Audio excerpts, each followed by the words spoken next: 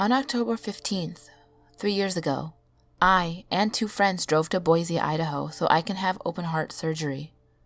I needed to have 4 bypasses done to my arteries because they were 90% clogged. When we arrived in Boise, we had to find a motel room to stay in overnight, as I had to be at the hospital at 6 a.m. the next morning. My mom and brother were also going there, but they would arrive a couple hours later. We found a motel and checked in. We went to the room and took in our things for the night. We were sitting in the room for about 20 minutes when the phone rang and my care provider answered it. She got a funny look on her face and she said the phone was for me. No one knew where I was staying as I had not contacted anyone to let them know where we were staying.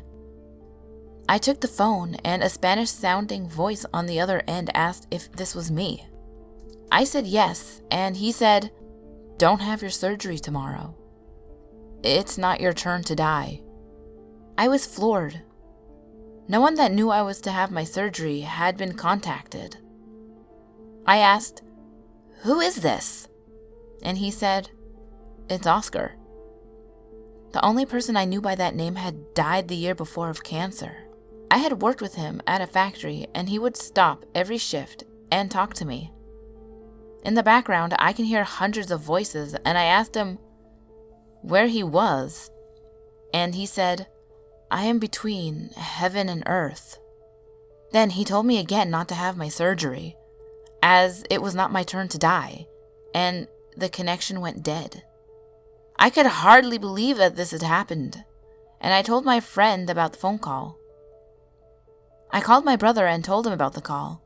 They were still about an hour away from Boise. He knew this friend, as he had worked in the same factory as we did. He told me that I better take the call seriously and they would see us in a little while, and we would go out to eat. We discussed the phone call over dinner, and my mother and brother both agreed that I had better talk to my doctor about it. At least, about my concern.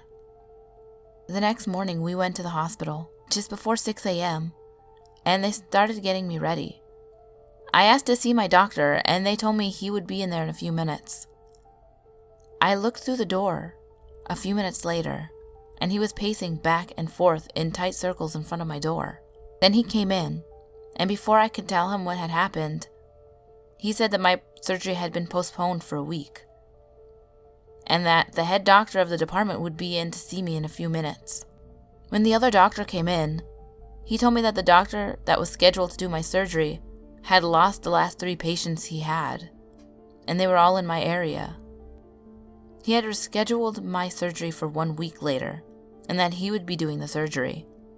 1 week later, I had the surgery and went through it without any problems. I thank God that he allowed our friend to warn us when it's not my turn to die. I also thank God for giving me a second chance and for giving us friends that care enough to change the future. I worked in a daycare in a small town in Idaho.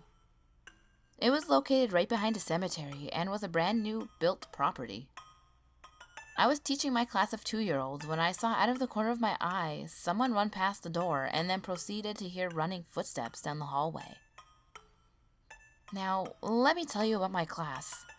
They're 2, so any parent knows how twosomes act. My class loved to run up and down the hall any chance they got. So when I saw and heard this, of course, I thought it was just one of my kids doing their normal thing. I quickly counted my kids, 6 of them, got up and was very angry that we had to play this game day after day. I went in the back room where they always run to, but couldn't find anyone. I went back to my class, counted my kids again, and got 6. Weird, I thought. Then the next day it happened again. This time I double counted my kids. And when I went back again, no one was there. That's when I got a little scared. Throughout the week, I was pretty apprehensive about going in my room, but nothing continued to happen to me. I shared my story with a fellow employee in the same building and watched her face turn white. She was in the infant room, and her swings had began going off, all by themselves. We got another girl that worked in our building together and asked if anyone had experienced anything odd. Turns out, doorknobs had been turning and lights going out on the other girls. After that, nothing else other than lights turning on and off and toilets flushing all by themselves. Things pretty much stayed the same. I just wonder if the cemetery had anything to do with it. And the whole work environment was horrible. I mean, my ex-boss was the worst person I'd ever met. She was truly an evil, mean woman. Any comments would be wonderful. I moved to Boise when I was 15 to a big house on Amity. Indian Lakes Golf Course was our backyard. It was such a cool house. There were 3-story vaulted ceilings in the living room, which also had a curved staircase and open second-story landing. There were 3 bedrooms upstairs and the master downstairs. In the upstairs bathroom, there was one of those pull-down ladders to get to the attic things. Except the attic was actually another room. It looked like it should be an artist studio when we first went up there. There were a few of those velvet paintings of cats with huge eyes and other rather odd stuff. But it was the feeling up there. The air felt off. Heavy is the only word I can think of that kind of explains it. The whole time we lived there, I was always nervous using the bathroom, and I always felt like there was something watching me in there. I lived with my parents and 4 siblings. My mother worked nights. During the day while she was sleeping, she would wake up hearing kids running up and down the stairs, or laughing, or throwing balls against the wall. All of us kids were at school at the time. My mom was home alone. My younger brother Daniel woke me up one night to say that he could hear someone walking up and down the stairs, so I crept over to the railing with him. There are floor-to-ceiling windows directly across the room from us. I looked at the stairs. There was no one there, but I can distinctly see big footprints coming up the stairs. Daniel slept in my room that night. A few weeks later, my youngest brother Billy was digging in his toy box and was pushed in, except no one was there. He ran to my mom, hollering, but he was the only kid in the house at the time. My brothers and I were out back. There weren't a lot of incidents that happened to me directly, but there are 2 that I can remember distinctly. There were 3 or 4 times when my alarm would go off at the wrong time, but the clock would say 5:25, and it was actually 3 a.m. I would get up to go take a shower or bath, wondering why I was so tired. When I went back to my room, I looked at the clock and it would be 2 or 3 in the morning. One day, my brother Matt and I were out back building an igloo, or trying to at any rate. I felt like someone was watching me, so I looked at the house. And I couldn't see anything, so I went back to building, but I still felt very strongly that someone was watching. So I looked again, and in my bedroom window, the blinds were bent, in the way you would bend them to peek through. Well, I just sat there and stared at them for a bit, trying to think if there was anything in my room that could be leaning against them. Well, I got my answer because just then, they closed. There was no one else home. We only lived in that house for 6 months. I would be very interested in anyone else who has lived there, share their stories about the place. That's one of the most haunted places I've ever been in. Plus, it was a rental, so I'm sure it had a lot of tenants over the years. I used to live in a small 1-level unit apartment in 1991. I didn't have a problem with any of my neighbors except for this one 20-something-year-old guy, who I'd always catch loitering around the back of my bedroom, trying to look in my windows and listening in on my phone conversations. One time I caught him running away as I pulled back the curtain. I heard the gravel crunch before that. It was only a couple of months before I wouldn't have put up with it again. But in some ways, what happened that fall was worse. I was interrupted in the middle of watching a show on TV by a bunch of noise outside. I went out and saw ambulances and cops everywhere. My landlady was standing outside her apartment, smoking, and watching them carry 3 bodies out to the ambulance on stretchers. I asked the cops what happened, and they said they couldn't tell me. So I asked the landlady. She said the young guy who lived 2 doors down from me had shot and killed 2 men, then himself. That there had been an argument. There had also been another suicide in the apartment behind me, but I didn't know that at the time. I moved out soon after that. I came back to the apartment where the suicide had occurred, still not aware, or told my manager about what had happened there. So I suspected nothing. To this day, I'm not sure if the hauntings were the young man who shot and killed 2 women and himself, the other guy who killed himself, or a combination of the 2.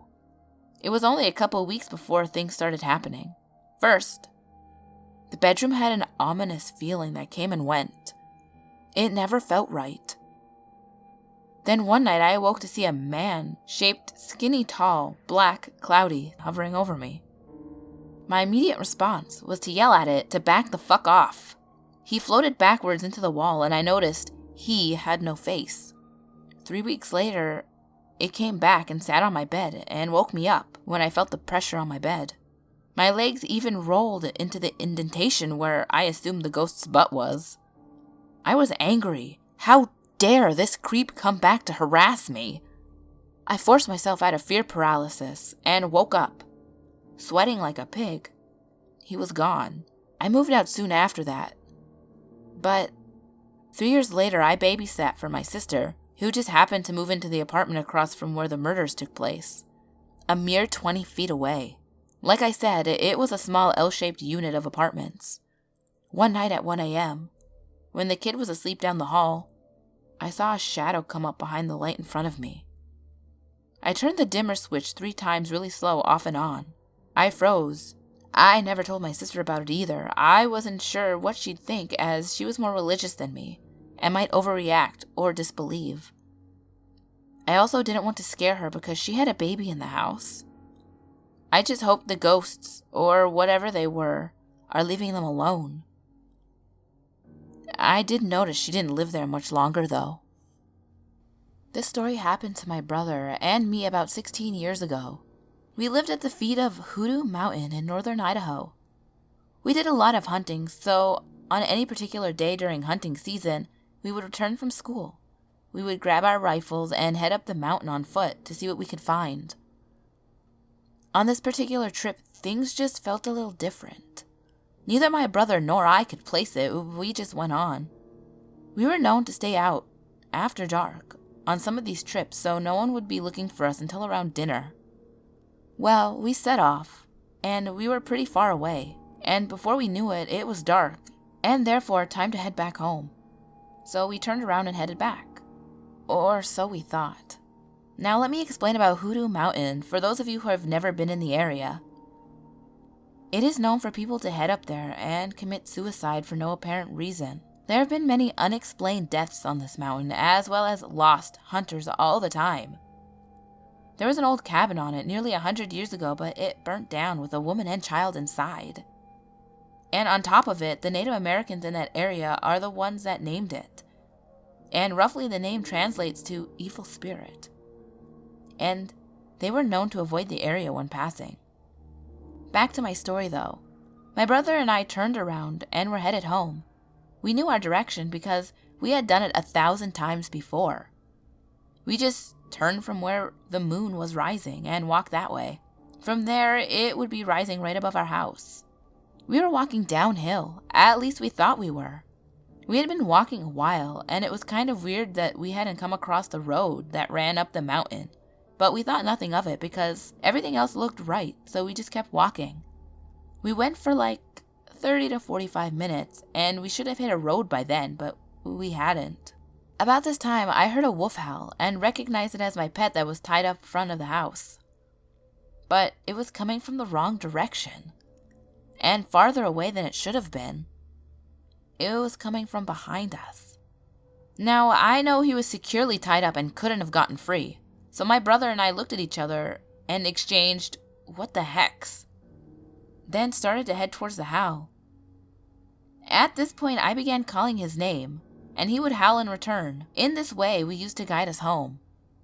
This doesn't sound like more than a couple of kids getting lost and spooked up to this point, but the part that makes this really weird is that we knew the area like the back of our hands.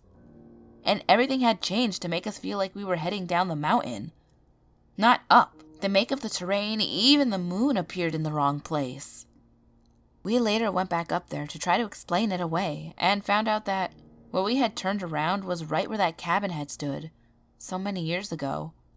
It is my firm belief that if my wolf had not called to me when he did, we would have been added to the spirits of that mountain.